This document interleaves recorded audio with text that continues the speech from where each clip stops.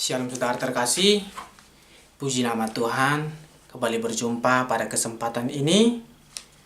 Saya ingin menyampaikan firman Tuhan yang bersifat pesan Tuhan, penglihatan yang dinyatakan kepada saya ketika saya berdoa. Beberapa hari yang lewat, ketika saya berdoa, saya mendapatkan suatu penglihatan yang Tuhan nyatakan kepada saya melalui Roh Kudus-Nya. Ketika saya berdoa, saya melihat suatu penglihatan. Nah, di dalam penglihatan yang saya lihat, saya melihat patung yang sangat besar berdiri di bumi ini. Saya melihat patung yang sangat besar berdiri di bumi ini. Patung ini berwarna emas. Patung ini hidup. Dia hidup, bisa bergerak, dan berwarna emas. Patung ini bertopikan seperti segitiga. Dia seperti ini. Ya, seperti tanduk juga, tanduk. Dan dia memegang koin emas. Ada koin emas yang dia pegang. Yang diarahkan seperti ini. Mau dijatuhkan ke bumi. Saudara yang terkasih, beberapa hari yang lewat, ketika saya melihat penglihatan itu, saya tahu itu dari Tuhan dan benar-benar dari Tuhan, karena saya belum pernah melihat penglihatan yang seperti itu. Saya tahu, tetapi saudara yang terkasih, karena saya tidak mendapatkan pengertian daripada Tuhan, saya tidak menyampaikan. Nah, pada hari ini puji Tuhan, Tuhan menyatakan pengertian apa yang Tuhan mau dari kita semua, apa yang Tuhan sampaikan kepada kita semua menjadi peringatan bagi setiap umat-umat yang kudus, bagi setiap orang yang berjuang akan iman pada hari yang terakhir. Dia mengingatkan bahwa harinya sudah dekat. Dia mengingatkan supaya iman kita tidak tertidur, supaya kita tidak terlalap akan dunia ini. Tuhan memberikan pengertian kepada kita semua apa yang Tuhan maksud dan apa yang Tuhan peringatkan bagi setiap orang. Firman Tuhan berkata, barang siapa bertelinga, janganlah ia mendengar, barang siapa melihat, biarlah ia memahami. Saudara yang terkasih, mari kita minta hikmat Tuhan. Nah, patung yang besar, saya mencatatnya, patung yang sangat besar itu, yang berwarna emas, yang sangat besar dan tinggi menjulang sampai ke langit. Sangat besar, dia yang paling besar patung ini. Berbicara tentang kekuasaan. Di mana kekuasaan itu akan ada ketetapan yang ditentukan kepada setiap manusia. Jadi patung yang sangat besar dan tinggi yang berwarna emas itu berbicara tentang penguasa, kekuasaan dari yang tertinggi yang akan membuat ketetapan yang ditentukan kepada setiap manusia supaya itu ditaati. Jadi ada ketetapan yang dibuat penguasa-penguasa dunia, kekuasaan tertinggi yang akan menetapkannya kepada seluruh manusia. Itu adalah pengertian dari patung yang sangat besar dan hidup berwarna emas. Yang kedua, saya melihat kepalanya bertopi seperti, sebenarnya bukan topi, seperti tanduk segitiga, seperti ini. Saya melihat dengan jelas. Tuhan memberikan pernyataannya bagi kita dan pengertian. Nah, dalam topi bersegitiga, tanduk segitiga itu berbicara akan sebuah pemerintahan yang berdaulat. Artinya pemerintahan yang berdaulat adalah pemerintahan yang berkuasa. Dan keputusan di dalam pemerintahan itu diterapkan dalam seluruh bumi. Diterapkan kepada seluruh penduduk bumi. Saudara yang terkasih, topi itu berbicara tentang penguasa, kekuasaan pemerintahan. Pemerintahan yang berdaulat, yang akan menguasai seluruh bumi. Saudara ingat, topi tadi, tanduk segitiga itu, akan menguasai seluruh bumi, pemerintahan yang berdaulat. Sekali lagi saudara, pemerintahan yang berdaulat. Siapakah, negara manakah nanti pemerintahan yang berdaulat ini, yang akan menguasai seluruh bumi? Jadi itu seperti pemerintahan birokrasi. Yang artinya kalau birokrasi dalam pelajaran itu adalah pemerintahan yang di atas lah yang berkuasa, sedangkan yang di bawah terinjak-injak. Maka digenapilah firman Tuhan yang berkata, yang kaya semakin kaya, yang miskin semakin miskin. Nah, berbicara tentang koin emas. Jadi saya melihat koin ini dengan jelas. Jadi patung hidup ini memegang koin dan menjatuhkannya ke bumi. Jadi dia memegang dan menjatuhkannya ke bumi. Dia jatuhkan koin ini. Dan Tuhan memberikan pengertian kepada kita. Koin emas berbicara persatuan mata uang yang ditetapkan di bumi ini. Dengan penyatuan mata uang itulah, maka kehidupan di bumi ini semakin dipersulit.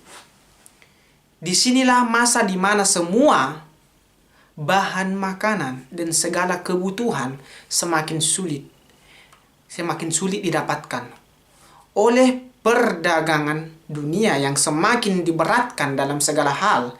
Dengan inilah masa di mana secupak gandum sedinar di muka bumi ini diterapkan.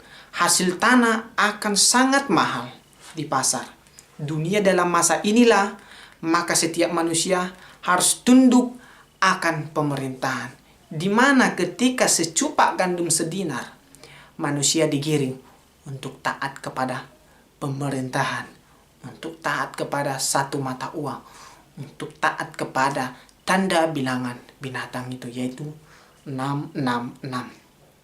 Setiap manusia harus tunduk kepada pemerintahan yang telah berdiri sebagai penguasa, dan akan tiba saatnya masa penjajahan akan tiba, masa kelaparan akan tiba, masa kesesakan akan tiba, masa kesakitan akan tiba, masa keributan itu akan tiba, dan yang terakhir, masa kehancuran akan tiba.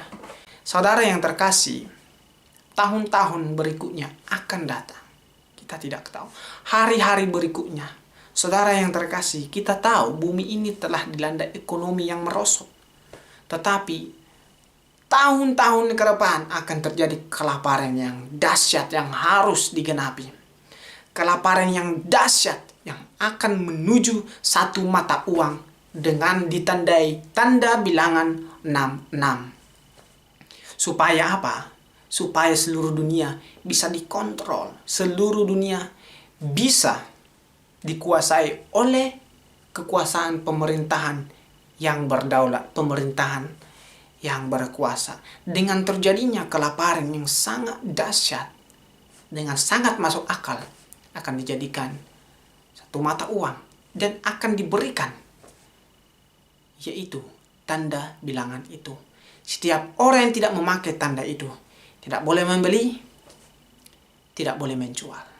Saudara yang terkasih, saudara telah melihat gambaran sekarang. Belum, ini masih permulaan penderitaan menjelang zaman yang baru. Saudara melihat zaman ini adalah gambaran dari zaman yang akan datang, seperti yang telah Tuhan nyatakan pada saat ini kepada kita sekarang. Zaman ini yang telah kita lihat dipersulit, mau baik ke mall harus ada sertifikat, baik penerbangan. Ini adalah gambaran menuju masa yang sangat sukar itu, yaitu sebelum kedatangan Yesus yang kedua kali akan terjadi penganiayaan yang sangat luar biasa, belum pernah ada terjadi semenjak penciptaan bumi ini. Saudara, Tuhan mau mengingatkan kita harus berjaga-jaga dan berdoalah supaya kita tidak jatuh ke dalam pencobaan yang akan melanda bumi. Akan tiba saatnya, saudara, kita tidak akan bisa membeli. Tiba saatnya kita tidak akan boleh menjual. Maka dikatakan, larilah ke gunung-gunung. Jangan kembali lagi ke perkotaan atau ke pedesaan. Karena apa, saudara? Akan ada pemaksaan. Akan ada pemaksaan. Karena di tanda bilangan ini adalah tanda pengenal. Ini adalah uang kita. Ini yang akan menjadi yang utama di dalam hidup. Saudara yang terkasih, bijaklah, berhikmatlah. Saudara yang terkasih, akan terjadi kelaparan yang dahsyat. Kita akan melihat, kalau kita masih hidup, kita akan melihat di mana itu akan terjadi. Tetapi sesuai dengan apa yang kami dapatkan ketika kami berdoa, bahwa ini adalah generasi yang terakhir. Nah, kita akan melihat waktunya sudah dekat, tapi tidak ada seorang pun yang tahu kedatangannya. Tetapi saudara yang intim dalam Tuhan bisa merasakan sungguh dekat dia di ambang pintu. Berjaga-jaga dan berdoalah saudara. Saudara yang terkasih. Ada banyak pertentangan, saya sudah ingatkan, ada banyak pertentangan tentang pesan-pesan Tuhan di akhir zaman ini. Saudara, pada hari-hari terakhir Tuhan sedang mencurahkan besar-besaran penglihatan, mimpi, nubuat, suara Tuhan. Dia sedang menyatakannya karena dia mau datang supaya umatnya tidak tertinggal, supaya umatnya tahu, supaya umatnya tidak terkejut seperti orang yang ditimpa sakit bersalin, supaya tidak terkejut. Setiap orang yang dekat kepada Tuhan, di dalam hatinya ini telah ditaruhkan bahwa dia sungguh dekat, amat dekat, berbeda dengan memang 2000 tahun yang lalu sudah dikatakan Tuhan Yesus akan segera datang. Tetapi firman Tuhan harus digenapi. Kita melihat firman Tuhan sudah digenapi, banyak digenapi. Tinggal sedikit lagi ini saudara. Angka bilangan itu, ketika itu diterapkan dan dipaksakan ke seluruh bumi, kuatkan imanmu, teguhkan imanmu, jangan terima, kuatkan hatimu. Harinya sudah dekat, kedatangannya sudah diambang pintu. Saudara yang kasih, kuatkan dan teguhkan hati saudara sampai kedatangannya. Tetap pegang teguh apa yang dikatakan oleh kuasa roh Elohim yang daripada surga. Karena semuanya harus dipimpin oleh roh dan disertai oleh roh. Amin. Tetap berjuang dan teguh. Harus ada perjuangan, harus ada perbuatan. Jaga kekudusan dan kejar kekudusan. Tetap berjuang saudara. Tidak ada yang sempurna, tetapi tetaplah berjuang. Memang bagi manusia mustahil, tetapi tidak ada yang mustahil bagi Tuhan. Puji Tuhan. Inilah pesan yang Tuhan nyatakan kepada kita. Mari kita berjaga-jaga. Semakin hari semakin tingkatkan doa kita, semakin hari semakin tingkatkan kekudusan, semakin hari biarkan semakin roh kita menyala-nyala, semakin hari semakin kita cinta akan Tuhan. Puji Tuhan. Shalom bagi kita semua, diberkati saudara, diberkati kita semua sampai kesudahannya. Shalom. Tuhan Yeshua HaMashiach memberkati kita semua.